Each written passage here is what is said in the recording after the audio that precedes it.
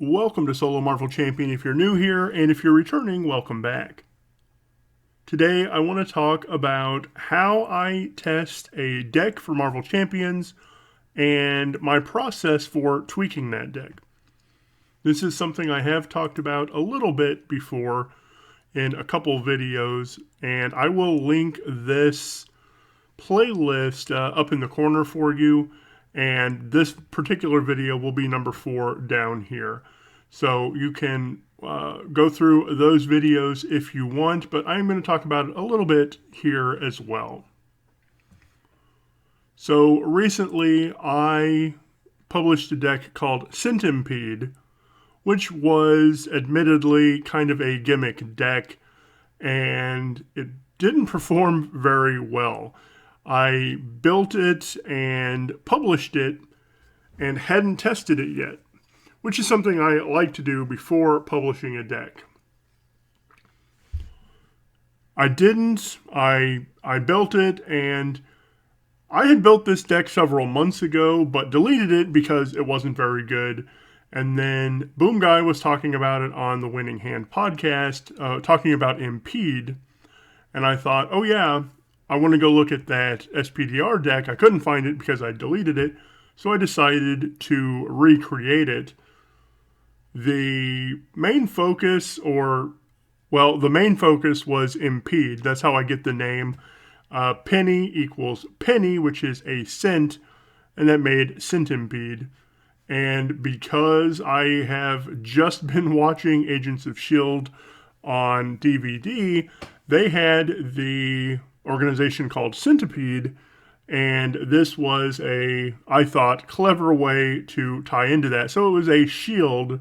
SPDR deck.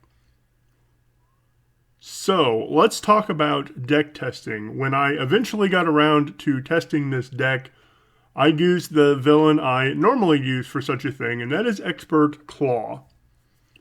Expert Claw gives you some initial roadblocks to get through, and has a decent chunk of hit points. He's got 40 hit points over stage 2 and 3. So when you set up Claw in Expert, you end up with 2 side schemes and a minion. That minion could be a 2 hit point weapons runner, which is no big deal. It could be a 3 hit point armored guard, which has guard and toughness, which is a pain in the butt. And it could range from there all the way up to a 7 hit point radioactive man who sucks quite a bit. So there is some variability in Expert Claw, plus that initial hurdle you have to get over. I really enjoy testing decks against that villain. Even before I was playing a lot of Expert on my channel and Expert in general, I still liked to test decks against Expert Claw.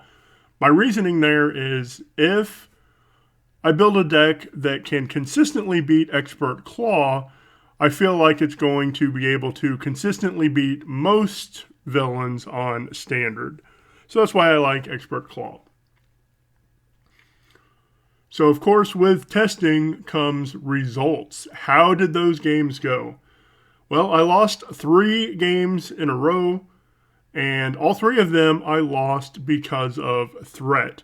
He was getting 2 and sometimes 3 acceleration tokens on the main scheme, and then I'd end up threading out. And that sounds strange when you're playing a Justice deck, but you always have to ask, why are you losing a game? I knew why I was losing. I was losing because of threat and him getting acceleration tokens on the main. But what was the cause of that? The big cause I determined was this 50 card deck size. Now, I do not abide by the quote-unquote law of 40. I say quote-unquote because that's not an actual law, but a lot of times if you publish a deck on MarvelCDB, you're going to get at least one comment with someone saying, why don't you cut these cards to get down to 40 cards? I've talked about that in the past. I don't think you absolutely need to keep decks down to 40 cards. The math doesn't change too much over 40. But there are two heroes that I do like to keep to 40. Number one is Iceman, because I feel like every card I go over 40 is a card I'm going to draw with cryokinetic perception, and it's not an ice card, so it's not going to ready me. So for that reason, I like to keep Iceman to 40. The other one, which I didn't even think about, or I should say had forgotten about when I built this deck, is SPDR, and that is because SPDR has a hand size of 3 in hero form. 3 card draw into a 50 card deck is a significant difference than, or from, 5 cards out of a 50 card deck. So I already knew I had a problem with the deck size. Next step is deciding which cards I want to cut. It actually turned out pretty easy because second thing you need to ask is which cards are like never even seeing play or rarely seeing play. For me, that was Monica Chang. In those 3 losses, I only played Monica Chang 1 time, and that means the only surveillance team I ever had out was the one that Monica Chang brought in. So that is actually an easy cut. One thing I like to do with MarvelCDB, rather than just going in and editing a deck, I clone it first and then edit the clone. This way I always have an initial deck that I can compare. Now I'm going to start making those cuts, and then I'm going to show you one other thing here with MarvelCDB. But let's go ahead and cut out Monica Chang and all 3 of those surveillance teams. That's cut number 4. I just cut 4 cards. I'm down to 46. Now I only have 1 shield card, Agent Coulson. And that means I can cut Global Logistics and Homeland Intervention, because even if I get those into hand, it's going to be much harder to play with only 1 shield card. Now I'm down to 42 cards, and I had to make a choice. Something I talked about in this video, or maybe it was this one, is my method for tweaking a deck. In specific, I was talking about my Hawkeye deck that I was going to take through Rise of Red Skull. But it is a method I call PB&J. It's easy to remember because who hasn't or who doesn't eat a peanut butter and jelly sandwich once in a while? PB&J is a nice little device that stands for Purpose, Better, and Justify. So basically, I looked through every card and PB&J them. So what's the purpose of Agent Coulson? His purpose is to go find me counterintelligence. Is there a better card that can do that? No, there is not. So can I justify keeping him? Yes, I can. Ghost Spider, you want her to come in, attack, and then block so that you can go dig out an all systems go, rapid deployment, or web trap from your deck. Is there a better card for that? No, she's the only one with that type of ability. So yes, she's justified. Hobie Brown, even without global logistics, he can be a real powerhouse. So is there a better card that does what he does? No. And I do that for every card in the deck. Peter Parker, extra readies are always welcome. So he is definitely justified. This Spider-Man, Pavatir Prabhakar, I considered cutting him. What is his purpose? His purpose is being a web warrior, which is going to get me a card with Web of Life and Destiny when he goes away. He's also a card that I can get in another way, which I'll talk about in a moment. He also removes, or has the potential to remove, a lot of threat when he enters, and then remove one more by thwarting. He can also knock off a tough. So, is there a better card? Maybe, Can I justify keeping him? Yes, because he can do some burst thwart removal or threat removal. Any Spider-Man deck that has tech upgrades, Spider-Man Otto Octavius is definitely justified in your deck.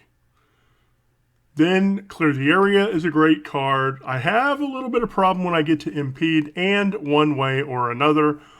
And without belaboring the process, I did this with every single card.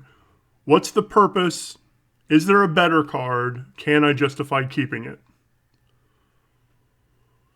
So let's get to Impede really quick, because that's the namesake of this deck, right? It's CentiMpede.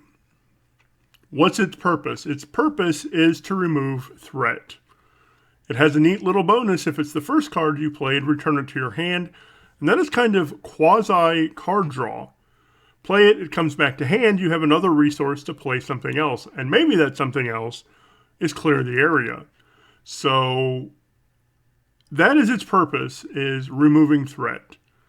Is there a better card that can do it? And you can't just look at one card and compare it to another in this process. You have to take the entire deck into consideration. Is there a better card than Impede? Yes, there is, and it comes from the core set for Justice. I think this is a card that a lot of people run over Impede. Why is it better? Remember, my device is purpose, better, and justify. Why is it better? It's better for two reasons. It can remove threat from any scheme, not just the main scheme. And if you use a mental, it can remove 4 threat instead of 3. So that's 2 ways it's better than Impede. But within the scope of the entire deck, it's better because Chance Encounter wants me to defeat side schemes. Skilled Investigator wants me to defeat side schemes, and Impede cannot do that. So I am not justified in keeping Impede. I have to go with the better card, which is for Justice. Then I got to One Way or Another. What is its purpose? Its purpose is card draw. Is there a better event? I don't think there's a better event than One Way or Another to draw cards in Justice. Can I justify keeping it? And the reason I'm going to say no, and it really comes to Expert Claw, but in general, I feel like I don't want to go out of my way to get another thing to deal with just for the card draw in this particular deck and against Expert Claw. Expert Claw throws so much at you that I don't want to be worrying about, okay, I'm going to do this to draw 3 cards, but then I have to defeat that side scheme.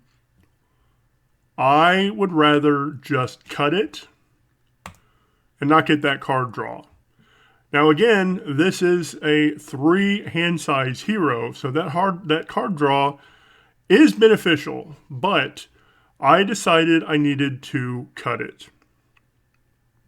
Now, one thing that happened with a lot of those cuts is I'm way under my threshold now for what I like to have when I run a Power Of card. If I have 8 or more cards that can use a double Power Of, I will run 2 of them. Right now I've only got Agent Coulson, Spider-Man, 3 for Justice, although that is going to come down in just a second, a Counterintelligence, and an Under Surveillance. So that's 1, 2, 3, 4, 5, 6, 7. That falls just short. I'm actually going to make it fall a little bit shorter by taking out 1 for Justice, because I completely forgot about Across the Spider-Verse when I rebuilt this deck. The cost is the same, but it's going to help me dig Web Warriors out of the discard pile and put them back into play. So with only 6 Justice cards that can use a double, I'm going to cut 1 And now I'm going to count my basic cards that could use a double. 1, 2, 3, 4, 5 technically, except Web of Life and Destiny is going to come in for free, right? So with 5, I'm going to run 1 power in all of us. And, you know, that's actually really good with Spider-Man Peter Parker. That double can pay for 2 of his requirements. So I like that power of there. I did end up making one more change. Build support, while it can grab Web of Life and Destiny if it's, you know, at the bottom of your deck, I primarily had it in the first version of this deck to go grab another surveillance team. Put it on the board, play Monica, get an extra counter on it, get another surveillance team, etc. So I don't necessarily need it in this build. Is there a better card? So that was its purpose. Go get surveillance team. I no longer need it for that. Is there a better card that can take this spot?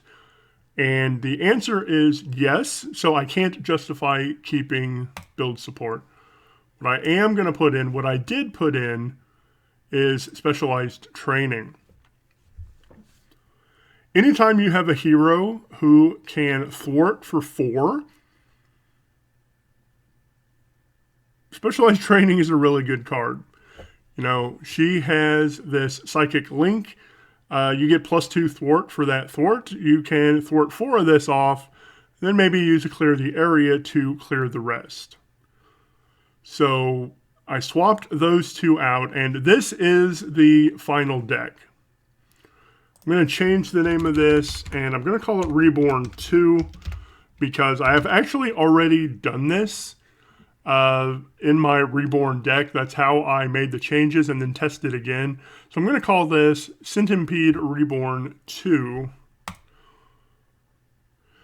then when we go to my decks, you can see that, yeah, I've already done my Reborn, and this is the second. I don't know why this says 2 hours ago. That was, I don't know, about 28 hours ago, but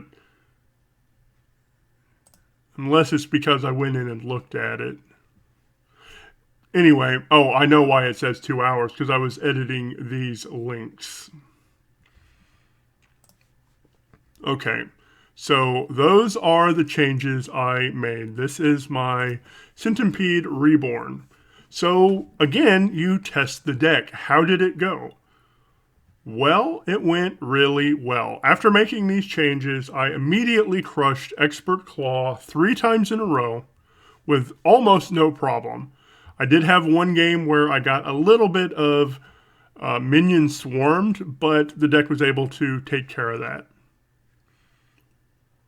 So let's go to my log sheet for 2025. This is a spreadsheet I built when I first started playing the game, but I didn't track anything last year, and I'm not sure why. But right now, these are my SPDR games. So I was 1 and 3. I played 3 games in a row and just completely crushed the villain. That took me up to 4 and 3. And this number 5 here is tomorrow's video. Spoiler alert, I win that game. But tomorrow's video is me playing this deck against Expert Claw. So you can look forward to that. This is my total for 2025 right now. These offers here were Magneto. Where's Magneto? This was when I was testing my Red Skull challenge deck. You can see that video. I'll put it up here in the corner. You can click on that, and that'll be in the description as well, what that challenge is. But he had a real hard time. He is 0-8 against that challenge. So this is where I am right now, and I want to show this specifically because I think as a YouTube viewer and as a YouTube creator, I see and make a lot of videos that end in victory. And that can show, or that can really make people think that this game is so easy that everyone is going to win all the time. And then it can be kind of a discouragement when you play and you don't get that win. So I wanted to show here that I am 20-17 on expert games in 2025. I don't have any standard games yet this year. I've played everything on expert, but I have lost almost as many games as I've won. I'm only 54% on win rate so far in 2025. So I wanted to show that just to say, hey, you don't win every game. It's okay to lose. This is just a game. You want to have fun with it. A loss should be teaching you something. So don't be afraid to lose. Learn why you lose. Learn why you lost. And use that to help you be a better player and a better deck builder. And this is definitely a case where that's true. The first 3 games with that first deck just were demoralizing. I finally got the win on the 4th game, but it was a really lucky win because I could have easily schemed out because I wasn't counting my minions when I went down to Alter Ego. And if the boost had been even 1 boost icon, I would have lost, but I got lucky, and the boost card I drew when he schemed was Immortal Claw. So he didn't get to scheme, or he didn't add anything to his scheme in that case. So that one early win was a lucky one. But after making those changes, after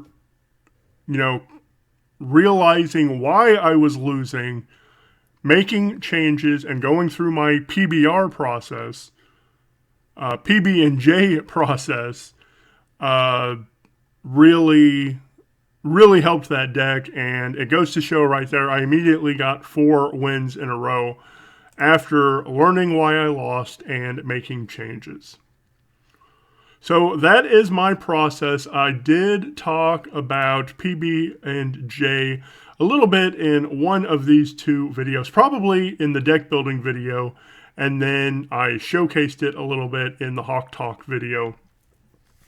But I think it's a good process. Let me know, number 1, in the comments, let me know who you like to test decks against. Like I said, I really enjoy Expert Claw for that. Number 2, do you have any tips for how to tweak a deck? Put those in the comments for others to read.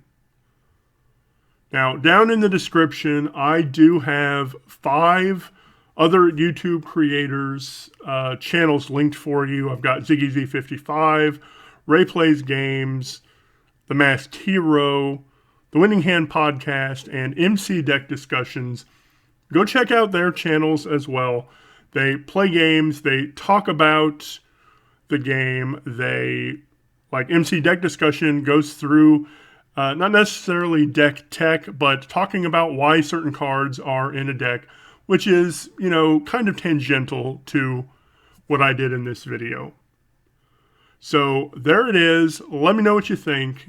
Tomorrow's video will be this deck versus Expert Claw. So look forward to that. Thank you so much for watching, and I hope you have a marvelous day.